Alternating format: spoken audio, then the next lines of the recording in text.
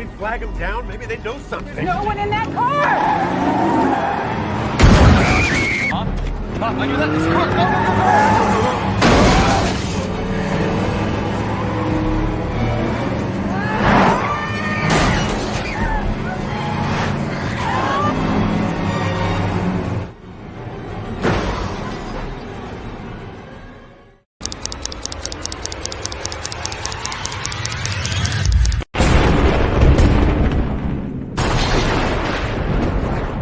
What if tomorrow, the electricity in your home didn't shut off because of a power cut, but because an algorithm decided you had already used too much? What if traveling, heating your house, or even eating certain foods depended on your carbon score? This is not science fiction. This is the system being built right now under the name of climate action. First, they introduced the idea of a climate crisis. Then they offered solutions, clean energy, net zero. But beneath the surface, something far bigger is taking shape. A system designed not just to manage emissions, but to manage people. If you haven't seen my previous video on money and control systems, watch that first because this is the next layer of the same architecture. For most of history, energy was simple. You paid for electricity. You used what you needed. Your personal life was not part of a global calculation. Now, energy is being reframed as a moral issue. Every action has a carbon cost. Driving a car, taking a flight, using air conditioning, eating meat. This data is collected, calculated, and assigned to you. This is called carbon footprint tracking. In reality, it turns daily life into measurable behavior. Once behavior is measured, it can be controlled. Carbon taxes are not just aimed at corporations anymore. The long-term plan is individual carbon accountability. That means higher costs for high-emission lifestyles, restrictions on travel, limits on energy usage, incentives for obedience. When carbon tracking is linked to digital ID and digital payments, your footprint becomes your permission slip. Net zero sounds harmless, even noble. But achieving net zero requires centralized control of energy. That's why governments are rolling out smart meters, smart grids, remote energy management systems. Your home is no longer just a home. It becomes a node in the system. Energy can be limited during peak hours, reduced remotely, rationed based on policy. Not because energy is gone, but because permission is conditional. In future energy models, a power usage can be capped automatically. High consumption triggers penalties. Saving energy is no longer a choice. It's enforced behavior. Once something is declared an emergency, rules change. Climate emergency declarations allow Travel restriction breach detected. Annual flight quota exceeded. No, wait. Stay where you are. Hands behind your back. Let go of me, please. I haven't done anything. Stop resisting. You're hurting me. Fuel limits, all can be justified, temporarily, but emergencies have a habit of never ending. Geoengineering refers to cloud seeding, sunlight reflection, atmospheric manipulation.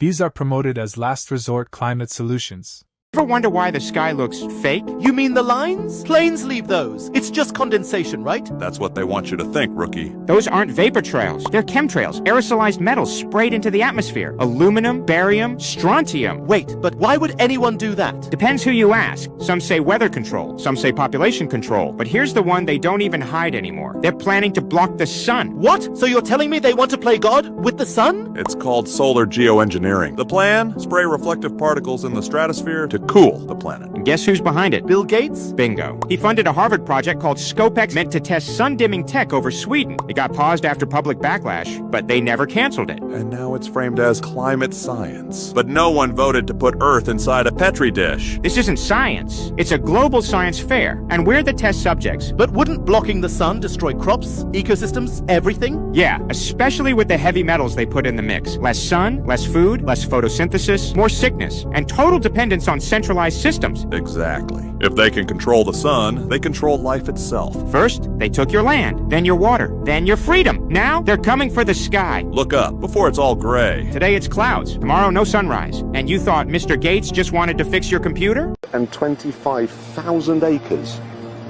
of nothing. Because the noise they were planning on making would wake the dead. It's like a horror movie. And as it turns out, the cleanest. That cloud up there, which was generated by the engine, is just a mixture of hydrogen and oxygen. It's water vapor. And in about an hour's time, someone in Mississippi is going to get wet. It's raining! NASA's playing God. It's making its own. The invention of artificial rain was truly a stroke of genius.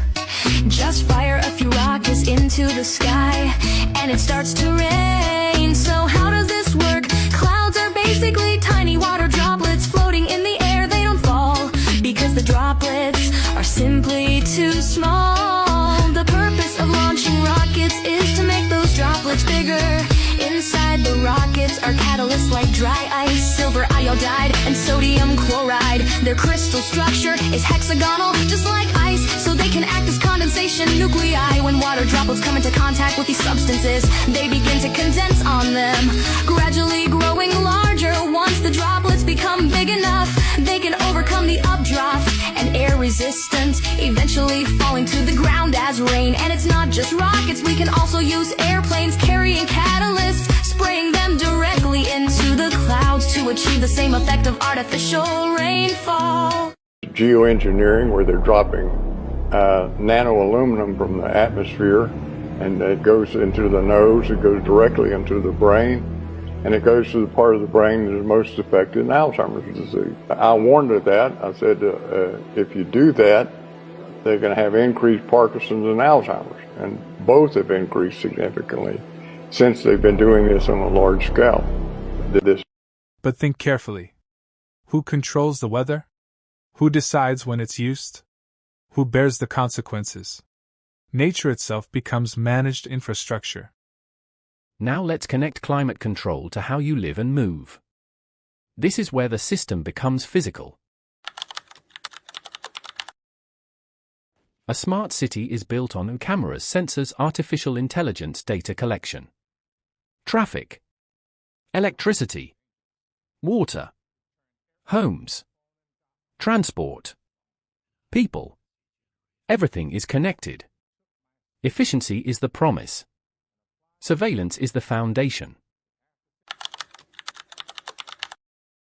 Have you heard of the 15-minute city? It's an urban planning concept all about having access to everything you might regularly need within a 15-minute walk. The office, the grocery store, museums, a hospital, all within 15 minutes from where you live. As we can see in this great graph that my colleague Sebastian made, many cities are adapting this approach, but Paris is really leading the charge. Today, there are about 50 self-contained 15-minute neighborhoods in Paris alone. But Paris isn't the only city becoming more human-friendly. Cities like Dublin, Milan, and Barcelona are also making similar changes. The idea sounds friendly, everything you need within 15 minutes. But in practice, it enables movement discouragement beyond zones, vehicle restrictions, digital permissions for travel. Smart cities rely on facial recognition, license plate tracking, location data. Movement becomes information. Information becomes control. Where you go, how often, why. Nothing is truly anonymous. Smart homes track power usage, water consumption, appliance behavior. Combined with climate policy, energy can be reduced remotely. Usage analyzed. Your home stops being private space. It becomes system-managed territory. In a fully integrated system, flights, trains, public transport can be tied to digital ID. Travel becomes conditional, not a right. This is not about denying climate change. It's about questioning who controls the solutions. Because a system built to save the planet can easily be used to control humanity. And what begins as convenience often ends as compliance. Bribe. Turn on notifications. Because what's coming next doesn't just change how we live,